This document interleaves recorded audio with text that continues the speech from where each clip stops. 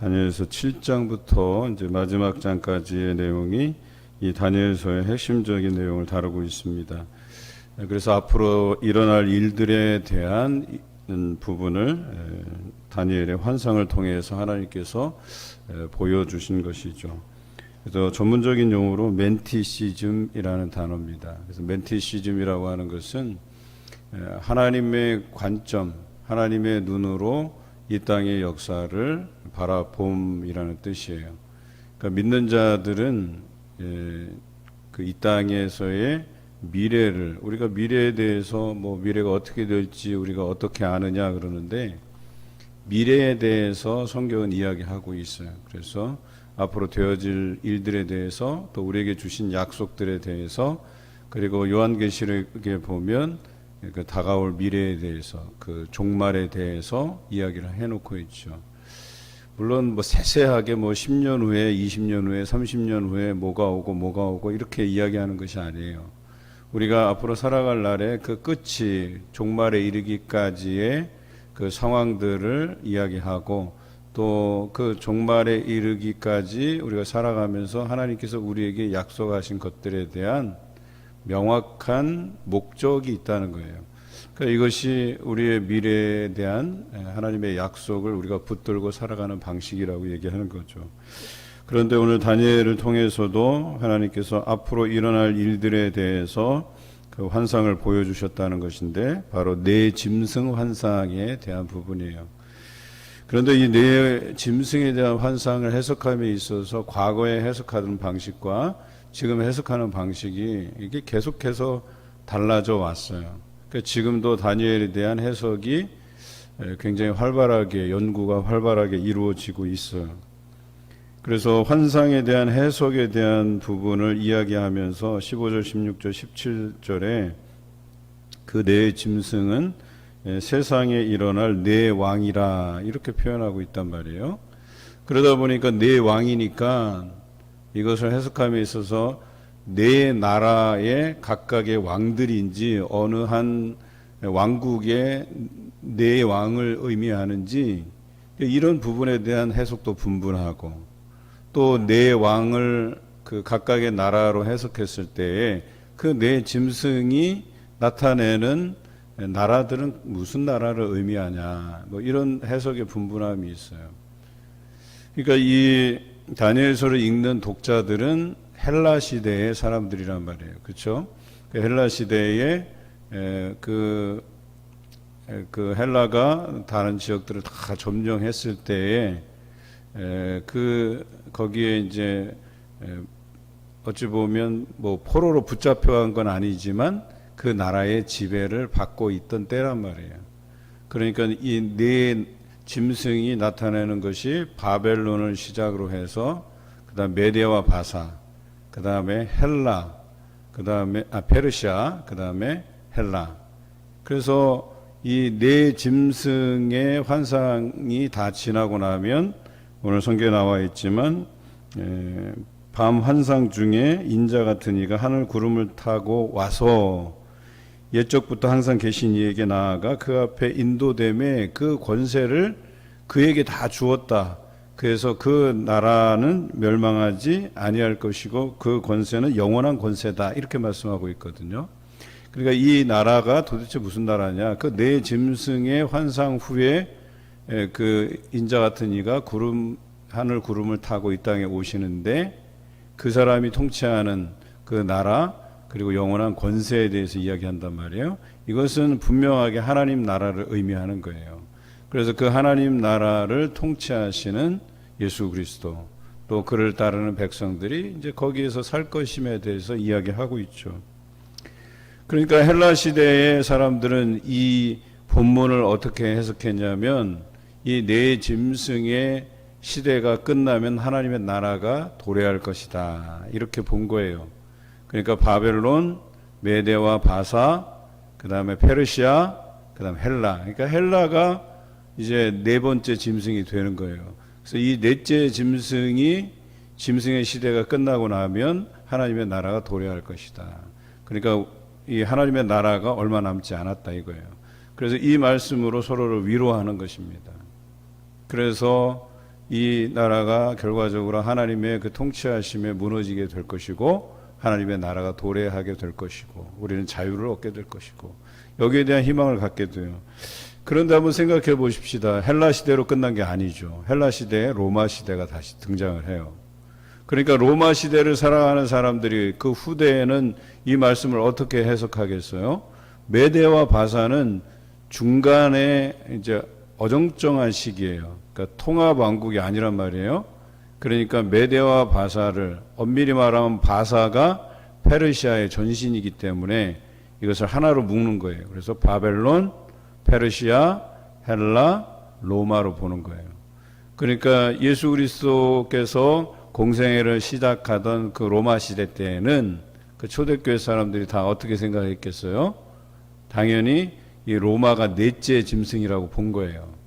그러니까 사람들이 데살로니가에 있는 성도들도 마찬가지지만 예수님께서 곧 재림하실 것이다 라고 하는 재림신앙을 가졌거든요.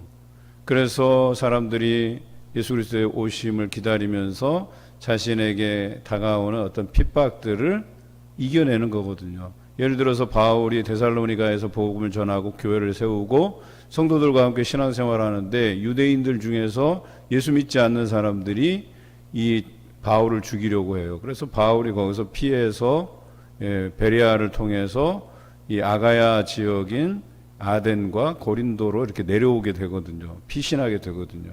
그런데 여전히 그들은 남아서 데살로니가에 있는 성도들을 괴롭힌단 말이에요. 그래서 그들은 어때요?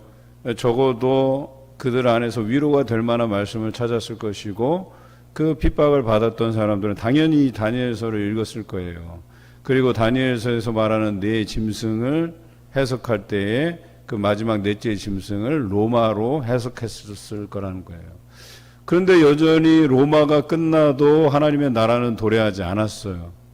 그래서 이것이 흘러 지금 현재 살아가는 우리들이 이 다니엘서를 또 읽고 있단 말이에요. 그러니까 이제는 이 네 짐승의 환상을 해석함에 있어서 이것을 나라로 해석하지 않는 그런 경향이 이제 짙어지게 됐어요. 그래서 네 짐승은 세상에 일어날 네 왕이라고 했을 때 이 네 왕이라고 하는 것은 역사적으로 예수 그리스도가 이 땅에 재림하시기 전에 일어날 어떤 네 가지 큰 사건이겠지 않느냐 이렇게 해석하는 경향들이 생겨나기 시작했다는 거예요. 그래서 더 이상 넷째 이 네 짐승이라고 하는 것이 어떤 특정한 나라를 묘사하기는 어렵다 이렇게 해석한다라고 하는 거죠. 그런데 많은 과거의 그 목회자들은 이 넷째 짐승을 해석함에 있어서 첫째는 4절에 사자와 같은데 독수리의 날개가 있더니 내가 보는 중에 그 날개가 뽑혔고 또 땅에서 들려서 사람처럼 두 발로 서게 함을 받았으며 또 사람의 마음을 받았더라 또 보니 이렇게 돼 있단 말이에요. 그러니까 뭐 짐승 같은데 사람의 마음을 받았다 뭐 이런 해석들이 있으니까 이 바벨론의 느부갓네살 왕이 어때요? 그 미쳐서 짐승과 같은 삶을 살다가 다시 복권이 되잖아요. 이제 그런 말씀에 대한 부분과 매칭을 시켜서 이 나라는 바벨론이다. 그리고 둘째는 곰과 같은데 그 한쪽이 그 몸 한쪽을 들었고 뭐 이런 이야기를 하면서 이게 메대와 바사다. 또 셋째 짐승은 표범과 같은데 이것은 페르시아다. 그리고 넷째 짐승은 무섭고 놀라우며 또 강하고 이것을 헬라 이렇게 본 거예요. 그리고 다시 이 해석이 들어맞지 않으니까 다시 둘째, 셋째, 넷째 짐승을 갖다가 다른 나라로 이제 이렇게 끼워 맞추는 거죠. 그런데 끼워 맞춰도 여전히 우리는 하나님의 나라가 도래하지 않았다는 거예요. 그래서 요즘은 이 해석이 특정한 나라를 해석하기보다는 이제 앞으로 예수 그리스도가 이 땅에 재림하시기 전에 우리에게 일어날 큰 어떤 네 가지 사건을 의미하지 않겠냐 이렇게 해석하는 경향이 있다는 걸 여러분들이 알아주셨으면 좋겠어요. 그런데 중요한 것은 그 네 짐승의 환상이 중요한 게 아니고 그 넷째 짐승의 환상이 끝나고 그 다음 우리에게 보여진 것, 즉 여기 보면 그 넷째 짐승의 환상에 대해서 조금 더 구체적으로 15절부터 해석하고 있거든요. 그러니까 이 넷째 짐승이 하여튼 어떤 사건이든 어떤 나라의 왕이든 간에 그 사건이 있은 후에 예수 그리스도가 이 땅에 재림할 것이라고 얘기하는 거예요. 하나님의 나라가 도래할 것이라고 얘기하는 거예요. 그래서 이 본문 때문에 이후의 환상들도 그렇지만 이 본문 때문에 이 다니엘서를 계시록으로 보는 거예요. 묵시록으로 보는 겁니다. 그래서 13절부터 14절까지의 말씀이 너무나도 중요한 거예요. 내가 또 환상 중에 보니 인자 같은 이가 하늘 구름을 타고 와서 옛적부터 항상 계신 이에게 나와 그 앞에 인도되매 그에게 권세와 영광과 나라를 주고 모든 백성과 나라들과 다른 언어를 말하는 모든 자들이 그를 섬기게 하였으니 그의 권세는 소멸되지 아니하는 영원한 권세요 그의 나라는 멸망하지 아니할 것이니라. 그래서 이것을 하나님의 나라, 그래서 예수 그리스도가 이 땅에 재림하실 때에 하나님의 나라가 도래할 것이고 그것을 통치하시는 분이 예수 그리스도가 될 것이며 이렇게 해석할 수 있는 거예요.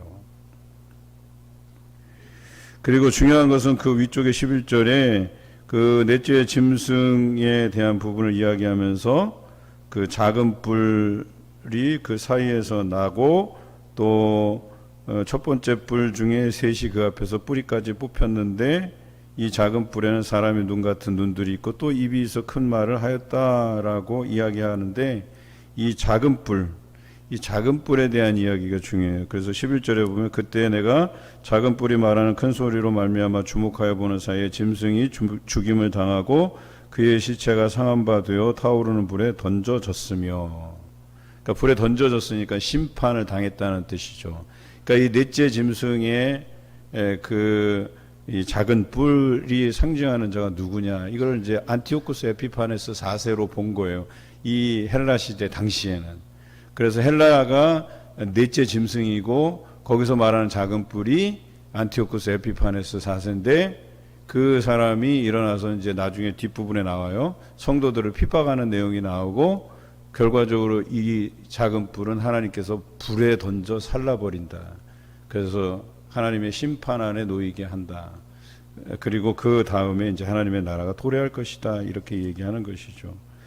그래서 거기 보면 이제 넷째 짐승에 관하여라고 19절에 더 기록되어 있죠. 그래서 좀 더 구체적으로 얘기하는 거예요. 그래서 그 넷째 짐승 머리에는 10뿔이 있고 그 외에 다른 뿔이 나오고 또 세 뿔이 그 앞에서 빠졌으며 또 이 뿔이 성도들과 더불어 싸워 그들에게 이겼다. 21절에 나오죠. 그러니까 성도들과 싸웠다라는 표현이 성도들을 괴롭혔다, 핍박했다, 죽였다 이런 표현이에요. 그런데 22절에 옛적부터 항상 계신 이가 와서 지극히 높으신 이의 성도들을 위하여 원한을 풀어주셨고 또 때가 이름에 성도들이 나라를 얻게 되었다. 바로 이 표현에서 성도들이 희망을 갖는 거예요. 그래서 하나님의 그 심판이 도래하고 하나님의 나라를 세우고 그 백성들이 그 나라에서 살게 하신다. 이런 뜻으로 그들이 해석하는 거죠. 그런데 이것은 어떤 식으로든 그 종말이 이르렀을 때 하나님의 나라가 이루어질 것이고 우리가 그 나라에서 살 것인 것은 분명한 내용이고 언젠가 이루어질 내용이라는 거예요. 그리고 이것이 요한계시록에 의하면 새하늘 새 땅을 이야기하는 거죠. 천국, 하나님의 나라, 이 나라가 우리에게 도래할 것이다. 이것을 의미한다라고 하는 것이죠. 그래서 24절에 보면 그 10뿔은 그 나라에서 일어날 10왕이요 그 후에 또 하나가 일어나리니 그는 먼저 있던 자들과 다르고 또 새 왕을 복종시킬 것이며, 그래서 25절 그가 장차 지극히 높으신 이를 대적하고 지극히 높으신 이의 성도를 괴롭게 할 것이고 라고 되어 있죠. 그가 또 때와 법을 고치고자 할 때 성도들이 그의 손에 붙임받아 한때 두때 반때를 보내리라. 세때 반을 보내리라. 세때 반이 어떤 해석에서는 그 한때를 하루로 계산해서 3일 반이라고 해석하는 사람들도 있고 뭐 3년 반이라고 해석하는 사람들도 있고 이것을 여러 가지 해석하는데 그것이 이렇다 저렇다 정확히 이야기할 수가 없어요. 때와 시기에 대해서는 하나님께서 아시는 바고 뭐 1000년이 하루 같다 그랬으니까 세때 반 해서 3일 반 하면 1000년 곱하기를 할 수도 있는 거예요. 이게. 그러니까 이 때에 관해서는 우리가 정확하게 얼마간의 기간을 확정하기가 어렵다라고 하는 것이죠. 그래서 하나님의 그 심판이 시작되면 그 권세를 빼앗기고 완전히 멸망할 것이다 그랬어요. 그러니까 지금 그들이 고통 중에 있어요. 그 에피파네스의 그 폭정 아래에서 살고 있고 언제 하나님을 믿다가 목이 달아날지 모르는 그 어려움 속에서 이 말씀이 그들을 얼마나 위로했겠냐는 거예요.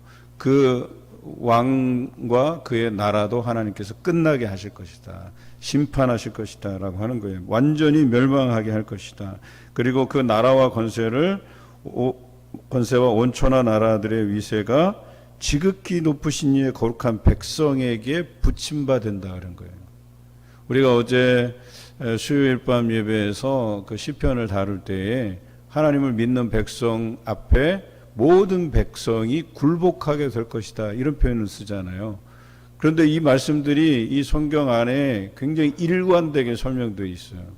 그러니까 하나님의 백성에게 그 나라의 그 권세를 다시금 회복하게 해주시겠다. 그들에게 돌려놓겠다. 이렇게 말씀하시거든요. 이것이 성경에서 말하는 것들이에요. 그래서 성도로서 살아가는 삶이 억울하지 않은 거예요. 만약에 한번 생각해 보세요. 우리의 인생이 그저 이 땅에서 살다가 수고와 슬픔뿐이고 험악한 세월을 보내고 또한 그것에 대한 보상이 없다고 생각해 보세요. 그러면 얼마나 그 불행한 인생이에요. 우리가 하나님의 백성으로 살아가는 것이, 우리가 예수 그리스도의 사람으로 살아가는 것이 얼마나 억울하겠어요. 그런데 성경은 그렇게 이야기하고 있지 않아요. 그 백성에게 그 권세와 나라를 준다고 분명히 이야기하고 있어요. 그리고 의의 면류관이 그들을 위해서 준비되었다고 이야기하고 있어요. 그들이 천국에 들어갈 것이라고 분명히 이야기하고 있어요. 그래서 우리는 그 소망의 말씀을 붙들고 오늘의 고난을 견디어 가는 거예요. 여러분, 어려운 상황에 놓여 계십니까? 희망을 잃지 마시기 바라요. 우리는 이 땅에서의 그 일희일비하는 삶을 살아가는 것이 아니에요. 먼 나라, 또 하나님께서 우리에게 주실 그 나라, 또 그 권세, 우리는 그것에 대한 약속을 받고 살아가는 사람들이에요. 그래서 오늘을 살아갈 때 고통 중에 있더라도, 어려움 중에 있더라도 그것을 이겨낼 수 있는 믿음을 우리에게 주신다라고 하는 것이죠. 오늘 이 말씀을 통해서 여러분들이 위로받으시고 또 우리를 힘들게 하는 여러 가지 요소들 반드시 하나님께서 지나가게 할 것이고, 또 우리를 어렵게 하고 핍박하는 세상의 그 어떤 존재들, 어떤 나라들도 우리를 괴롭게 할 수 없다는 거예요. 결과적으로 이것은 하나님의 심판 안에 놓이게 된다는 사실로 위로받고 살아가시는 여러분 되시길 주님의 이름으로 기원합니다.